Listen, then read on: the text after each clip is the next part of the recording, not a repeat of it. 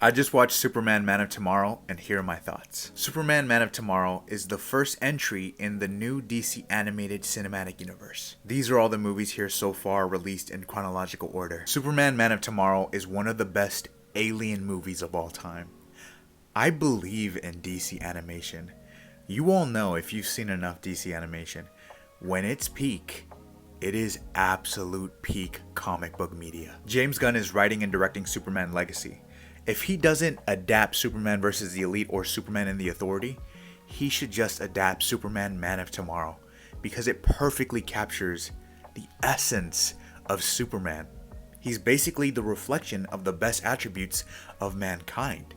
Because not only is he struggling to balance his heritage of being a Kryptonian, but he's also trying to discover who he is and his identity that's based in Kansas, learning to become a man.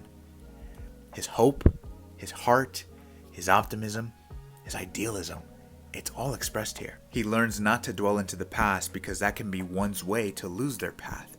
He also learns that becoming a man means making decisions for yourself and understanding that there are consequences, good or bad. The world is a dangerous and unforgiving place, so you have to be ready to face it head on.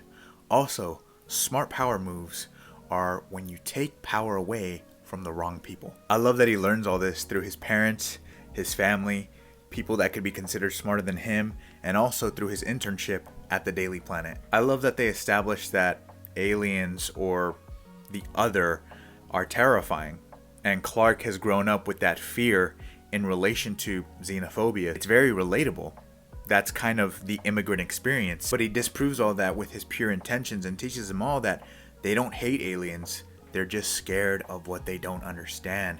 And he takes that risk to be bold enough to present himself to the world and tell the truth, because it's the right thing to do. And I just love that Martian Manhunter was the one that kind of helped him bring himself into the light, because him and Lobo are the last survivors of their race as well.